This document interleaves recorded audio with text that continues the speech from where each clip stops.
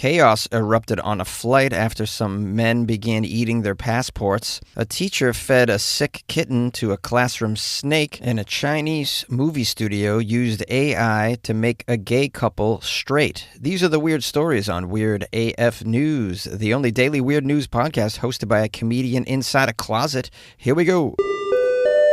A flight descends into panic after two men eat their passports mid-flight. A Ryanair flight from Milan to London went a little bonkers because two of the passengers began eating their passports on board. Oh no, what happened? Was the in-flight meal service poor or too expensive? On Spirit Air, we encourage passengers to eat their passports. They taste way better than the Salisbury steak. What wine would you pair with a passport, I wonder? Anybody have any ideas? Has anyone attempted to eat a passport before? I'm curious. Tastes like chicken or what? All right, let me get the details. I have so many questions. Why would someone eat their passport? It says some 20 minutes after departure, just after the seatbelt signs had been turned off, one witness described how travelers were left terrified as this incident unfolded. A man methodically ripped pages from his passport before eating them in front of everyone. His companion made his way to the toilet, apparently in an attempt to flush his passport. Well, that's strange. Not as strange as eating the passport, but then again, I mean, have you tried those pretzels on these flights? That's not going to cut it. Those crappy cookies, what are those, Biscoffs? What are they called, Biscoffs?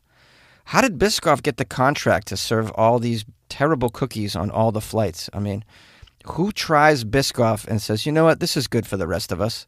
I would have loved to have been in that meeting. Sitting around a table trying the cookies. I would have ate that Biscoff and immediately spit it out on the table and said, we are not serving these hunks of sawdust, these flavorless cookies, Biscoffs. The only thing worse than these cookies are fortune cookies. I mean, this is how you torture your passengers. You give them crappy cookies like this. I'll bet you the passport tastes better.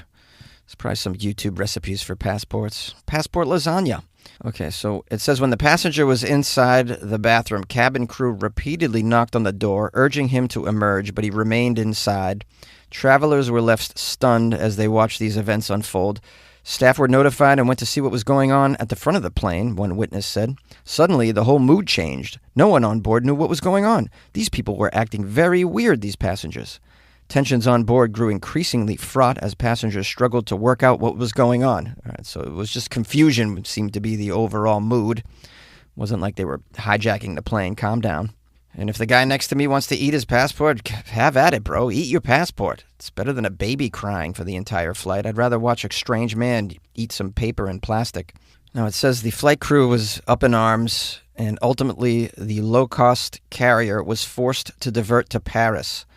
A passenger described the aircraft's descent into the French capital as, quote, the most terrifying 15 minutes of my life. Would you get a backbone? This is the most terrifying 15 minutes of your life. A passenger ate some paper and they had to divert the plane. Ridiculous. The air hostess made a public announcement that was apparently so blunt and to the point, and that freaked out the passengers to another level. No one knew what was going on, one witness explained. Well, if they don't tell you what's going on, then yeah, that would cause panic. If they're like, okay, we can't go to our destination, we have to divert, but we can't tell you why. But it sounds like the air hostess made the announcement that was blunt and to the point, so you knew why. Passengers were acting out of character by eating their passports. The question is, why would you eat your passport? This is a mystery to me. It says French officials boarded the aircraft immediately after landing and removed both of the individuals from the flight. Once the situation was resolved, the flight continued to Stansted. The witness praised the airline staff after the chaos. Here's a quote. I think Ryanair were brilliant in handling it in a certain way. They gave out drinks towards the end of the flight as we were coming into Stansted. It was really stressful, but Ryanair handled it amazingly. Well, look, first of all, you're flying Ryanair, all right? So just be thankful that this is all that happened. If this is the cause of chaos on your Ryanair flight, thank the stars, considering what else is on the menu, pun intended. It says the passport eating may have been a tactic to claim asylum in Britain. Many asylum seekers destroy their ID before presenting them to Border Patrol in a bid to obscure where they are from and avoid being deported. Almost all Channel migrants destroy their passport or do not have one on arrival in the UK, according to some data that was revealed last year. As few as 1 in 50 asylum seekers have passports when they are picked up by Border Force officials. Some are told by people smugglers to destroy the passport in order to improve their chances of remaining in Britain. Oh, so this is a tactic to seek and obtain asylum and remain at your destination. Okay, well, the eating it is weird when you can just flush the damn thing or just casually open up a window and chuck it out. No, you can't. You can't do that. Although, would that be out of the ordinary on Ryanair for someone to open the window? Some of these plane lines, they attract the most degenerate passengers for whatever reason. It says Ryanair has yet to comment on the incident. That's the end of the article. You should comment on it. You should say, hey, please don't eat your passports at any point during the flight. Please eat your passport before you board the plane. How about that, everybody? Or just wait till we land and you're in the airport and then go to the bar and, have a martini with your passport. I mean, that's how you eat a passport, with a delicious gin martini. A couple olives. A Texas school teacher apologized for feeding a kitten to the class snake. A Texas teacher had to apologize, and Superintendent Randy Brown said they received a report from a parent who heard that a teacher fed a kitten to a snake in front of the students. The district's police department and administrators investigated the report and confirmed that the allegations being shared online were actually not accurate. So he didn't feed it in front of the students. What did he do? On Friday, the district confirmed that an advanced animal science teacher at Alvord High School fed an ailing kitten to a snake before the start of the school day and outside of the presence of students. Okay, so not in front of the students. That's very important because it takes a certain maniac to feed a sick kitten to a snake in front of children. Although, I wouldn't put it outside of the bounds of possibility when we're dealing with Texas teachers here. They're right alongside the Florida teachers, I'd imagine. Although a Florida teacher would feed a kitten to an alligator, probably not a snake. And Florida man for sure would do it in front of the students and place bets on it as well, right before Fight Club. Superintendent Randy has some more information. Here's his quote. The teacher later acknowledged this decision to her class and permitted a student with parental consent to take the remaining sick kittens home. The teacher is an experienced educator and animal lover and has since apologized to the students for her actions and voluntarily removed all the snakes from the classroom. Okay, what is this teacher doing with a pack of sick kittens? Is that specifically to feed the snake? Oh boy, be careful if you're giving away free kittens out there in the world, guys. You never know who's going to take them and feed them to their pets. Their pet beasts. Randy says, quote, we understand some students and others were upset by this whole situation, and that is the last thing we want. The teacher is on suspension and will be disciplined. The ailing kittens taken home by the student later passed away, sadly. It's another strange aspect of the story is the teacher offered a pack of sick kittens to the students. Anyone want to take some sick kittens home and watch them die? Is this teacher trying to traumatize these kids for life? Because this is how you do it. I don't get it. I understand if you feed the snake a sick kitten that's not going to make it anyways, but you do it on your own time, quietly, and you tell nobody, right? You tell nobody. What is wrong with you? This teacher's like, hey, class, I fed a sick kitten to the snake today, and it was amazing. I got video on my phone if anyone wants to click on the link. By the way, I got these sick kittens if you want to take it home and feed it to your own Komodo dragon or whatever you have at home, one of your beasts. Also, hey, this is Texas. Bring it out into the yard. Use these kittens for target practice while you're at it. This is just insane behavior. Not feeding the sick kitten to a snake. That's not the sick behavior. Snakes have to eat. Kittens are cute, but if they're dying, it's kind of like no harm, no foul. The problem is there's harm and fouls in this story because the teacher went and broadcasted her actions or his actions. This reminds me of that story I covered a couple of years ago about, do you remember the Idaho teacher that fed a puppy to the snapping turtle? Oh, I'm just teaching the kids the circle of life, eat or be eaten. That's how nature does it. Hakuna Matata. Right, kids? You taking notes? It's unbelievable, man. These teachers, I can't wrap my head around it. Where do you get them? Where do you find these teachers? Can you offer teaching jobs to normal people? They don't have to be smart. Just be normal. Some semblance of normalcy. Set the bar very low. Just get normal people, nice people. If they're funny, even better. They don't have to be that smart. This isn't college courses here. This is high school and, It's just again and again on this podcast with the teachers. It's just, I don't know how any of you with a clear conscience could send your child to a public school in the United States of America right now in 2025. Are you okay? You need to get your head checked as well. A Chinese movie studio has been criticized for using AI to make a gay couple straight in a horror film. A U.S. film distributor has criticized a Chinese studio reportedly using artificial intelligence technology to change a gay couple to straight when they were distributing this horror film called Together in China. Well, how about that? AI accomplished in minutes what Western religions have been trying to do for centuries. Change someone straight from gay. They did it in minutes, too. Take note, Islam. It's way faster than stoning someone. Now, it says moviegoers who attended screenings said on Chinese social media that one of the two men shown getting married in the film was digitally altered to be a woman using AI.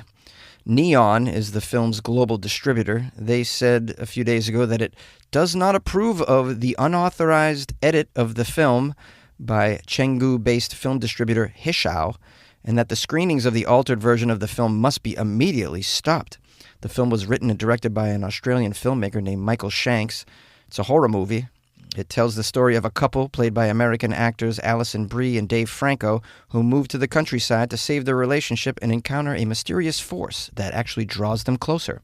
And obviously there's some gay stuff in the movie. Well, I mean, not in the Chinese version of this. They erased the gay. That's Operation Erase Gay.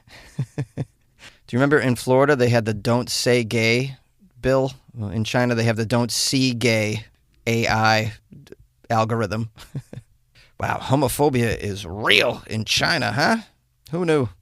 One user was outraged on social media. That's where you go to be outraged. Are you outraged? Go down social media and show everybody your outrage. It's going to change the world, your outrage. I guarantee it. Just a few tweets and there you go. This is what they had to say. The film version showed in mainland China didn't delete the scene of the same-sex wedding. Instead, it photoshopped a woman's face over one of the men. It looked quite reasonable. Even the American conservatives would be impressed. That's what they said. Very funny, very funny. You're right. The conservatives would be, this is the kind of film that they would protest, I'd imagine. And then after they're done protesting, they'd get on the Headliner.app and crash it, because that's the sort of hypocrisy you see in that community. Now, in case you're wondering if this is common at all, it says, though imported films are often edited by Chinese censors to cut scenes deemed too sensitive or risque, this appears to be the first instance of technology being used to change a scene entirely. One of the biggest subjects of censorship in China is homosexuality, which, despite being decriminalized in China, has been the target of a government crackdown in recent years, even though surveys show the public is increasingly supportive of LGBTQ people. In 2021, Chinese authorities banned, quote, effeminate behavior from screens, and fans complained in 2022 when they noticed the removal of an LGBTQ storyline from the TV sitcom Friends, which is apparently highly popular in China. At least 10 scenes with gay references were also dropped from the Chinese version of the 2018 film Bohemian Rhapsody about the rock musician and Queen frontman Freddie Mercury. There's a quote here from Jason Ko, who teaches courses on film and media studies at the University of Hong Kong. Jason says, the alteration of the wedding scene in this horror film signifies that the government has a very clear stance. They have a red line. They will look to enforce it, and they will find innovative ways to enforce it, even using AI if they must. Yes, but remember this, if you can use AI to take out the gay, you can also use AI to insert gay. Yeah, you can gayify all kinds of films. Send them over to China. Enjoy, you like Apocalypse Now? You'll love Apocalypse Wow.